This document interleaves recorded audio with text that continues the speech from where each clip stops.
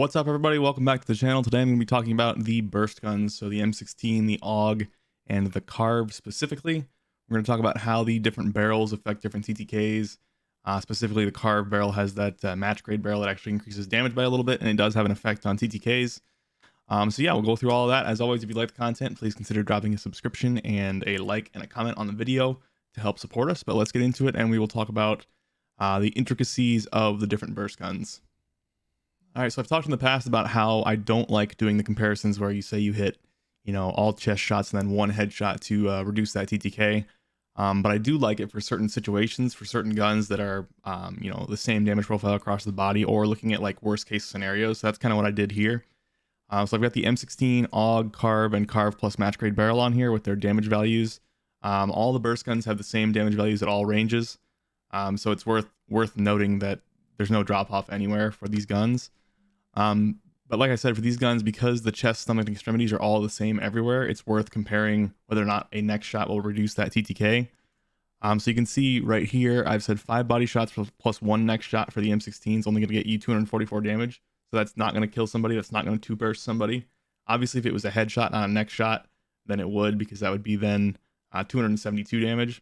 So you can 2-burst somebody with an M16, but you have to get a headshot. Whereas with the AUG, since the AUG does 52 to the neck, you can get a 2-burst kill with a next shot. So basically that basically increases that headshot area that allows you to get the 2-burst kill, which is a really, really big benefit actually. Anywhere in those 2 bursts, if you hit 1 next shot or 1 headshot, you're gonna get the kill with the AUG, whereas the M16, you need to get a headshot only.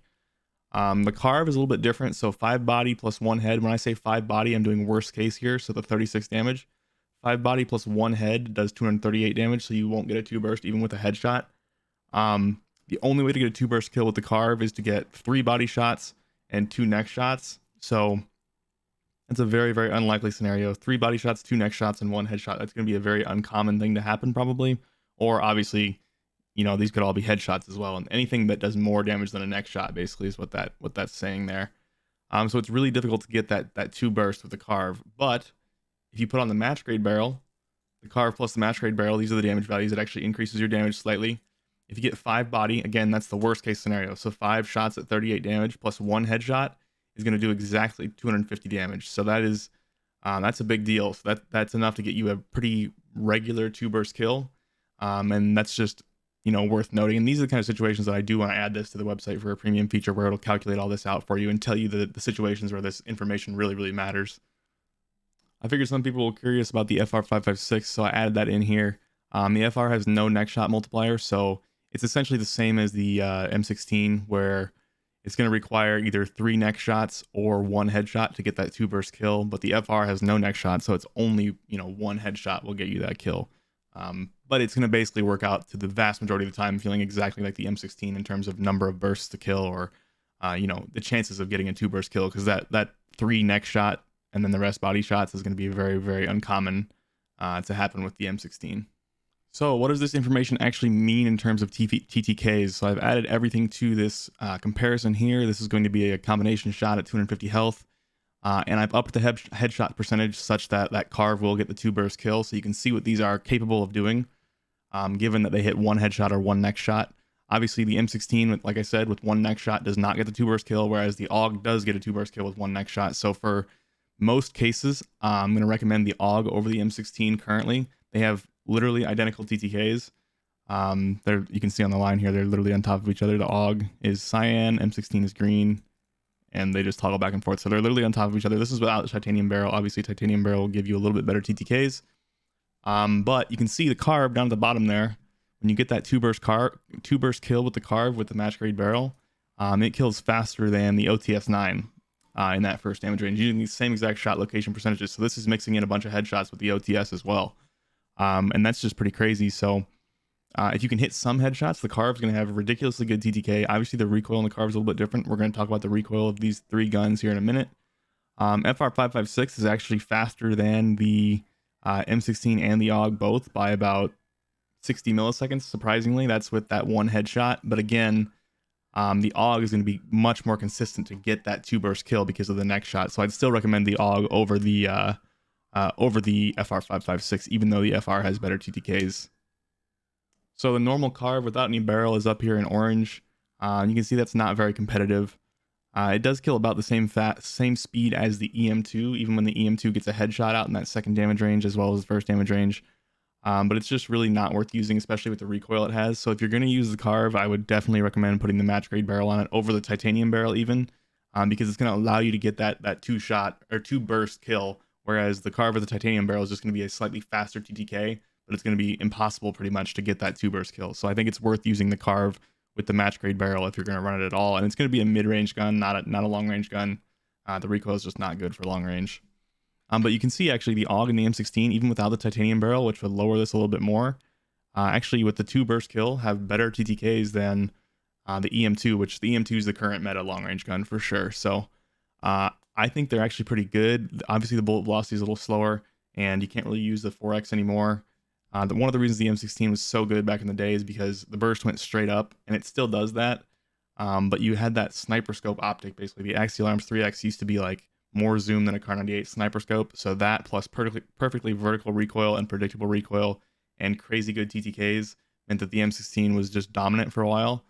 They reduced that next shot damage at some point, which made the M16 much less viable because it was much harder to get the two-burst kill. But the AUG still gets that two-burst kill with the next shot. So I think the AUG's probably actually still really good. I'm going to be using it for sure in the next few days and seeing what it feels like. But yeah, I just wanted to make this video to talk about that. But let's go look at recoil now.